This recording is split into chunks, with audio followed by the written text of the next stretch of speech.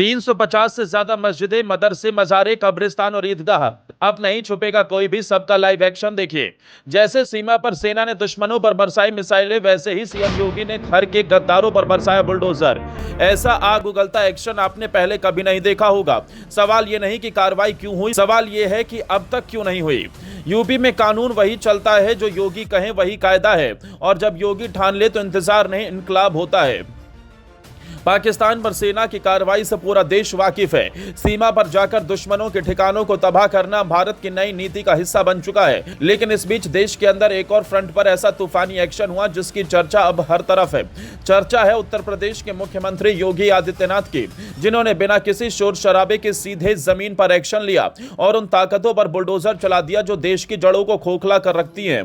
ये तस्वीरें हैं यूपी के सीमावर्ती जिलों की, बहराइच, श्रावस्ती, सिद्धार्थनगर, बलरामपुर, पीलीभीत, लखीमपुर खीरी और महाराजगंज की। सरकार का आरोप है कि समाजवादी पार्टी की पूर्ववर्ती सरकार में इन जिलों में धर्म विशेष की आबादी असामान्य रूप से बढ़ी और इसी बढ़त के साथ अवैध मदरसे, मस्जिदें, मज़ारे और ईदगाहें भी तेजी से खड़ी कर दी गई। नेपाल से लगती सीमा वाले इन जिलों में जब मौजूदा सरकार ने जांच करवाई तो कई चौंकाने वाले खुलासे हुए।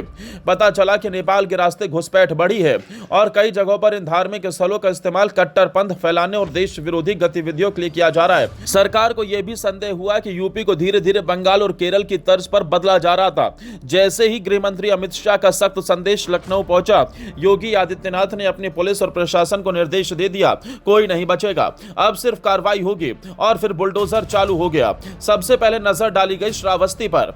10 और 11 मई को यहां 104 मदरसे, 1 मस्जिद, 5 मजार और 2 ईदगाह चिन्हित किए गए। यानी इन सभी पर अब बुलडोजर की कार्रवाई होगी।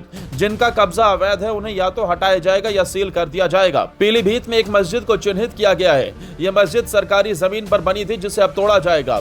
बहराइच में 170 से ज्यादा धार्मिक स्थलों पर एक्शन हुआ है। 10 और 11 मई को यहां 13 मदरसे, 8 मस्जिदें, 2 मज़ारे और ईदगाह को अवैध घोषित किया गया।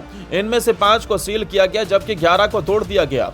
8 मदरसे, 2 मस्जिदें और 1 मज़ार अब सिर्फ नाम की रह गई हैं। उन पर बुलडोजर चल चुका है।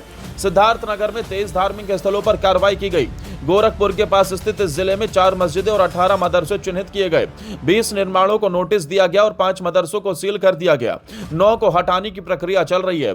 महाराजगंज की स्थिति भी अलग नहीं है। यहाँ 34 धार्मिक स्थलों पर प्रशासन ने कार्रवाई की। सार्वजनिक और निजी भूमि पर अतिक्रमण करके बनाए गए 29 मदरसे और 5 मजारें अब तक ध्वस्त की जा चुकी हैं। कई मदरसों को सील कर दिया गया और उनकी चाबी थानेदार को सौंप दी गई ताकि दोबारा कोई कब्जा ना हो सके। लखीमपुर खीरी में भी जोरदार एक्शन हुआ। 10 और 11 मई को यहां 2 मस्जिदें, 1 मजार और 1 ईदगाह को सरकारी जमीन पर अवैध रूप से बना पाया गया। इसके अलावा निजी जमीनों पर भी 8 मदरसे बिना अनुमति के चल रहे थे। कुल 13 अवैध निर्माणों में से अब तक 9 को सील किया गया और 3 को गिरा दिया गया। बलरामपुर में भी 11 मई को निर्माणाधीन मदरसे पर बुलडोजर चल गया। अब तक इस जिले में 30 मदरसे, 10 मजारे और 1 ईदगाह को अवैध पाते हुए ध्वस्त किया गया। धार्मिक स्थलों पर इतनी बड़ी कार्रवाई इससे पहले कभी नहीं देखी गई थी।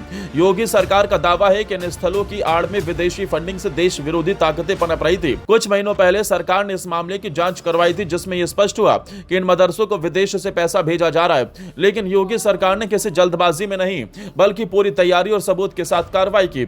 सीएम योगी आदित्यनाथ का हमेशा से यही संदेश रहा है, अगर यूपी में रहना है तो कानून में रहना होगा। जो नहीं मानते उन्हें योगी अपने अंदाज में जवाब देते हैं और इस बार जवाब बुलडोजर से दिया गया। सेना जब पाकिस्तान में घुसकर दुश्मनों को साफ कर रही थी, उसी वक्त यूपी के अंदर योगी उन गद्दारों पर कहर बनकर टूट रहे थे जो नकाब पहनकर देश के खिलाफ साजिश रच रहे थे। ये 2 मोर्चों पर एक साथ युद्ध जैसा था। बाहर सीमा पर सेना और भीतर योगी की प्रशासनिक सर्जिकल स्ट्राइक। अब पूरा देश पूछ रहा है, क्या योगी मॉडल बाकी राज्यों में भी लागू होना चाहिए? क्या बंगाल, केरल, असम जैसे राज्यों में भी ऐसी ही सख्ती जरूरी है? साफ है, अब लड़ाई सिर्फ सीमा पर नहीं, देश के भीतर भी है और इस लड़ाई में बुलडोजर अब एक प्रतीक बन चुका है, कानून के राज का और गद्दारों के खात्मे का। सवाल अब ये नहीं कि योगी ने ये कदम क्यों उठाया, सवाल यह है कि बाकी राज्य कब उठाएंगे।